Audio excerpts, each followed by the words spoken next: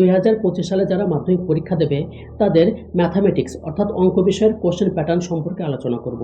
আর এই কোশ্চেন প্যাটার্নটা যদি বুঝতে না পারো বা প্রশ্নপত্রটি 2025 সালে কেমন হবে এই বিষয়টি যদি বুঝতে না পারো তাহলে কিন্তু পরীক্ষা হলে ভুল হওয়ার সম্ভাবনা থাকবে। অর্থাৎ আমি বলতে চাইছি যে কোন দাগ থেকে কত কত নাম্বার প্রশ্ন আসবে, মানে কেমন প্রশ্ন আসবে। তো দেখো, তোমাদের এই 2025 সালের প্রশ্নপত্রটিকে বোঝানোর জন্য অর্থাৎ কোশ্চেন প্যাটার্নটিকে বোঝানোর জন্য আমি 2024 সালের প্রশ্নপত্রের সাহায্য নিয়েছি। তো দেখো, তোমাদের যে পরীক্ষাটি হবে সেই পরীক্ষাটি কিন্তু 3 ঘন্টা 15 মিনিটে হবে। এই যে 3 ঘন্টা, এই 3 ঘন্টা কিন্তু তোমাদের এই অঙ্কের প্রশ্নপত্রের উত্তরগুলো লেখার জন্য 15 মিনিট দেওয়া হয় তোমাদের খাতায় দাগ কাটার জন্য এবং প্রশ্নপত্রটিকে ভালো করে দেখার জন্য। ওকে, তো দেখো এখানে কিছু বিষয় রয়েছে, সেই বিষয় কিন্তু তোমাদেরকে ভালো করে বুঝতে হবে। কি বিষয় রয়েছে বলেছে যে 90 ফর রেগুলার ক্যান্ডিডেটস, অর্থাৎ এই যে 90 মার্কটা দেখতে পাচ্ছ, এই 90 মার্কটা যারা প্রথমবারের মতো মাধ্যমিক পরীক্ষা দেবে তাদেরকে 90 মার্কে কিন্তু অ্যান্সার করতে হবে এই অঙ্ক প্রশ্নপত্র থেকে। আর যারা ফেল করে গেছো আবার পরীক্ষা দিচ্ছ, মানে যেটাকে এক্সটার্নাল বা বহিরাগত বলে, ওকে, তারা কিন্তু 100 মার্কের উত্তর দেবে এই প্রশ্নপত্র থেকে। আর যারা নিয়মিত তাদের 90 মার্ক, আর 10 মার্ক কিন্তু স্কুল থেকে দিয়ে দেওয়া হবে। তো এখানে দেখো তোমাদের যেটা 1 নম্বর দাগে দেখতে পাচ্ছি, 1 নম্বর দাগে কিন্তু তোমাদের 2025-এর কিন্তু প্রশ্ন এরকম থাকবে যে নিম্নলিখিত প্রশ্নগুলির প্রতিটি ক্ষেত্রে সঠিক উত্তরটি নির্বাচন করো। এখান থেকে তোমাদের কিন্তু 6টা উত্তর করতে হবে, মানে 6টা তোমাদের শর্ট প্রশ্ন কিন্তু 2025-এ থাকবে।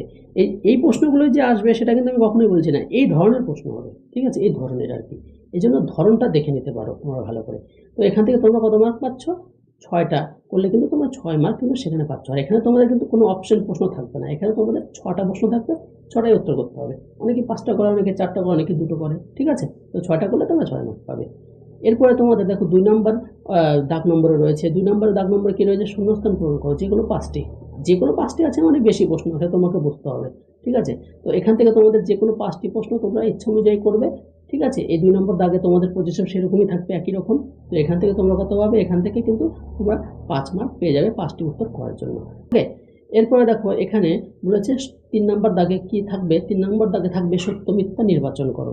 অর্থাৎ এই যে প্রশ্নগুলো দেওয়া আছে এই প্রশ্নগুলো কোনটা সত্য কোনটা মিথ্যা সেটা কিন্তু তোমাদেরকে নির্বাচন করতে হবে। এখানে কি করতে হবে? যে কোনো 5টি অ্যান্সার করতে হবে, যে কোনো 5টি অ্যান্সার করলেই কিন্তু তোমরা এখান থেকে 5 মার্ক পেয়ে যাবে। এখানে তোমাদের মোট 6টি কিন্তু প্রশ্ন রয়েছে, ওকে। এরপরে চলে আসি 4 নম্বর দাগে। 4 নম্বর দাগে কি বলেছে? নিম্নলিখিত প্রশ্নগুলির উত্তর দাও, যে কোনো 10টি। অর্থাৎ এখানে যে কোনো 10টি প্রশ্নের কিন্তু উত্তর দিতে হবে। 10টির বেশি প্রশ্ন কিন্তু এখানে আছে, অপশন প্রশ্ন। দেখো এখানে যে কোনো লেখা আছে মানে অপশন প্রশ্ন আছে। তো এগুলো কিন্তু এক একটা 2 মার্ক। এই 2 এর জন্য কিন্তু তোমাদের কত হচ্ছে? 20 মার্ক, ওকে। 10টা উত্তর করলে কিন্তু 20 মার্ক। বোঝা গেল? এই যে দেখো প্রশ্নগুলো কিন্তু রয়েছে, এই যে, বোঝা গেল?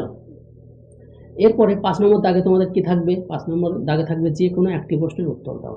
এই দেখো এখানে এই অঙ্কগুলো কিন্তু পাটিগণিত থেকে দেওয়া আছে, বোঝা গেল? এই অঙ্ক তোমাদের পাটিগণিত থেকে থাকবে, যে কোনো একটি প্রশ্নের উত্তর। অর্থাৎ এই যে দুটো অঙ্ক থাকছে এই দুটো অঙ্কের মধ্যে যে কোনো একটি অঙ্ক করলে তোমরা এখান থেকে কত মার্ক পাবে? 5 মার্ক পাবে। অনেকে কি করে অঙ্ক করতে করতে দেখা গেল লাস্টে মেলাতে পারছে না, ভুল হয়ে যায়, পুরো অঙ্কটা কেটে দেয়। তোমরা পুরো অঙ্কটা কাটবে না, যতটুকু পর্যন্ত ঠিক থাকবে ততটুকুই নাম্বার পাবে, ঠিক আছে। অঙ্কের নিয়ম কিন্তু এটাই, বোঝা গেল? যতটুকু ঠিক থাকবে ততটুকুই নাম্বার পাবে। দেখা হলো 3 মার্কের মতো ঠিক করেছো 3 মার্কই পাবে, ওকে। 2 মার্কের মতো ঠিক করেছো 2 মার্ক পাবে, ওকে। আর 6 নম্বর দাগে কি থাকছে? 6 নম্বর দাগে থাকছে যে কোনো একটি প্রশ্নের উত্তর দাও, বোঝা গেল? এখানে দেখো এই প্রশ্নটা কোথায় থেকে আছে? এই প্রশ্নে কিন্তু আছে তোমাদের হচ্ছে সমাধান, মানে বীজগণিত থেকে অঙ্কটা আছে দেখতে পাচ্ছি। এখানে কিন্তু যে কোনো একটি প্রশ্ন উত্তর করলে 3 মার্ক কিন্তু এখান থেকে পেয়ে যাচ্ছ তোমরা, ওকে। আর অঙ্ক কিন্তু কখনোই কাটবে না করার পরে। যদি তোমার মনে হয় যে আমি অন্য অঙ্কটা পারবো, কনফিডেন্স অপশন অঙ্কটা পারবো, তাহলেই কাটবে, নাহলে কিন্তু কাটবে না। তারপরে 7 নম্বর দাগে কি আছে? যে কোনো একটি প্রশ্নের উত্তর দাও, ওকে। এই যে প্রশ্নটা, এই প্রশ্নের মধ্যে থেকে যে কোনো একটি প্রশ্নের উত্তর দিলে এখান থেকে তোমরা কত পাবে? 3 পাবে। 8 নম্বর দাগে তোমাদের কি থাকবে? যে কোনো একটি প্রশ্নের উত্তর দাও। এখান থেকে আমি তো বীজগণিতের অঙ্ক দেখতে পাচ্ছি এখান থেকে, ঠিক আছে। এই অঙ্কগুলো কিন্তু করলে যে কোনো একটার মধ্যে তোমরা এখানে কত পাবে? 3 মার্ক কিন্তু পেয়ে যাবে। অঙ্ক বিষয়ে পাস করা খুব সোজা, ঠিক আছে। মাধ্যমিক পাস করা খুবই সোজা। যারা নিয়মিত পরীক্ষার্থী আছো, যারা দুর্বল বলে নিজেকে যে আমি কিছু জানি না, তাদের জন্য পাস করা খুবই ইজি। 15 মার্ক তুলতে হয়, ঠিক আছে। একটু ভালো করে প্রশ্নপত্রটা ঘাটলে, একটু ভালো করে খেয়াল করলে 15 মার্ক তোলা ইজি হয়ে যায়। এখন তো পাস করা একদম ইজি হয়ে গেছে, তবুও অনেক শিক্ষার্থী ফেল করে যায় যারা কিছুই লেখে না, ঠিক আছে। খাতায় লিখে আসতে হবে মোট কথা, ওকে। না লিখলে কিন্তু পাস করা মুশকিল। তারপর দেখো 9 নম্বর দাগে কি বলেছে? যে কোনো একটি প্রশ্নের উত্তর দাও। এখানে যে কোনো একটি প্রশ্নের কিন্তু উত্তর, এটা কিন্তু জ্যামিতি থেকে এসছে, ঠিক আছে। আর জ্যামিতি কিন্তু কমন পাওয়া যায়, খুব ভালো করে দেখলে কিন্তু কমন পাওয়া যায়। এখানে তোমাদের জ্যামিতি থেকে 5 মার্ক থাকছে, যে কোনো একটি করলে এখানে তোমরা 5-এর মধ্যে 5 কিন্তু পেয়ে যাবে। এই যে এই প্রশ্নটা আমি প্রায় দেখছি কমন, মানে 2024 এসেছিলো, এটা 2022 মনে হয় এসেছিলো এই জ্যামিতিটা আমি দেখতে পাচ্ছি। ওকে, তারপর দেখো 10 নম্বরে কি আছে, 10 নম্বর দাগে তোমাদের কি থাকবে, এটা কিন্তু জ্যামিতি থেকেই থাকবে। এখানে কিন্তু যে কোনো একটা প্রশ্নের মধ্যে কি করতে হবে, এখানে একটা প্রশ্ন উত্তর করতে হবে, যে কোনো মানে দুটো প্রশ্নের মধ্যে, ভুল বললাম সরি, এই যে একটা প্রশ্ন আছে, যে কোনো দুটো প্রশ্নের মধ্যে একটি প্রশ্ন উত্তর করতে হবে। তাহলে কিন্তু তোমরা কত পাচ্ছ, এখান থেকে 3 মার্ক কিন্তু পেয়ে যাবে। এরপর আমি চলে যাই 11 নম্বর দাগে। 11 নম্বর দাগে কি বলেছে, যে কোনো একটি প্রশ্নের উত্তর দাও। যে কোনো একটি প্রশ্ন বলতে এখানে দুটো প্রশ্ন তোমরা দেখতেই পাচ্ছ, এই দুটো প্রশ্নের উত্তর করলে বা যে দুটোর মধ্যে যে কোনো একটি প্রশ্নের উত্তর করলে কিন্তু তোমরা এখানে কত পাবে, মার্কটা দেখতে পাচ্ছি না, মার্কটা কেটে যাই হোক, এখানে কিন্তু নাম্বার যা আছে সেটা কিন্তু পেয়ে যাবে। এরপরে বলা হয়েছে 12 নম্বর দাগে বলেছে যে কোনো দুটি প্রশ্নের উত্তর দাও। এখানে দেখো 3টি প্রশ্ন দেওয়া আছে, সাইন থিটা থেকে প্রশ্ন দিয়েছে। ওকে, সাইন থিটা কস থিটা, যাই হোক, এখানে যে কোনো দুটি প্রশ্নের মধ্যে একটি প্রশ্নে কিন্তু উত্তর করবে, তাহলে 3 দুগুণে কিন্তু 6 মার্ক তোমরা এখানে পাবে। ওকে, 13 নম্বর দাগে কি আছে দেখি, যে কোনো একটি প্রশ্নের উত্তর দাও। 13 নম্বর দাগে বিন্দু থেকে দিয়েছে, যাই হোক অঙ্কগুলো, তো এই অঙ্কগুলোর মধ্যে থেকে যে কোনো কিন্তু একটি প্রশ্নের উত্তর করতে হবে। এর জন্য কিন্তু তোমরা এখানে যা মার্ক থাকবে সেটা কিন্তু পেয়ে যাবে। এখানে মার্কটা কেটে গেছে, কোশ্চেনটা দেখা যাচ্ছে না। এরপর আমি চলে আসি দাগ নম্বর 14। দাগ নম্বর 14 কি বলেছে, যে কোনো দুটি প্রশ্নের উত্তর দাও। তার মানে এখানে দেওয়া আছে 3টি অঙ্ক, এই 3টি অঙ্কের মধ্যে যে কোনো দুটি করলেই কিন্তু তোমরা এখানে 8 মার্ক পাবে। অনেকে দুটো করতে পারে না, একটা করে, ঠিক আছে, একটা করলে কোনো ব্যাপার না, নাম্বার কিন্তু ঠিক পেয়ে যাবে। ওকে, এরপরে যে এই অঙ্কগুলো দেখতে পাচ্ছি প্রতি বছরই কিন্তু আসে এখান থেকে। একটু ভালো করে প্র্যাকটিস করলে কিন্তু এখানে তুমি দুটোই পারবে। আর এই অঙ্কগুলো খুবই সোজা, যদি বুঝতে না পারো ইউটিউবে আছে, ইউটিউব থেকে সার্চ করে দেখে নেবে। বলেছে যে কোনো দুটি প্রশ্নের উত্তর দাও। এখানে বলছে নিচের তথ্যগুলি সংখ্যাগুলো মান নির্ণয় করো, ঠিক আছে, খুব সোজা অঙ্ক এগুলো এডুকেশনেও আছে, ঠিক আছে, আমি দেখেছি। তো এর মধ্যে থেকে যে কোনো দুটি প্রশ্ন কিন্তু উত্তর করবে, আর এটা হচ্ছে লাস্ট।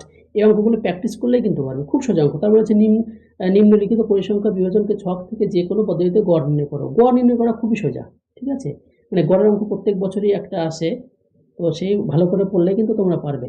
তারপর বলেছে নিচের পরিসংখ্যা বিভাজন থেকে তথ্যটি মধ্যমা নির্ণয় করতে আরও সোজা। এখানে দেওয়াই আছে শিক্ষার্থীর সংখ্যা, মধ্যমা বলতে মিডিল ম্যান বের করতে হবে, ঠিক আছে।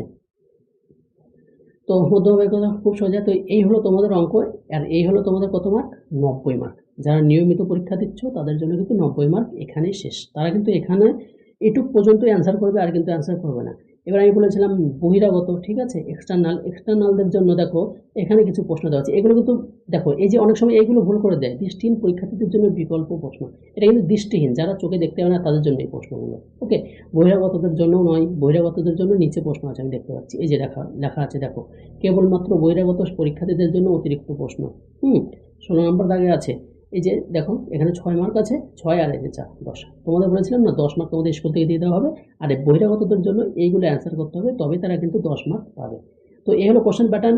কেমন লাগলো ভিডিওটি কমেন্ট করে জানাতে ভুলবে না। এছাড়া অন্যান্য কোশ্চেন প্যাটার্ন আলোচনা করে দিয়েছি, সেগুলো তোমরা দেখে নিতে পারো ইউটিউব থেকে। ওকে।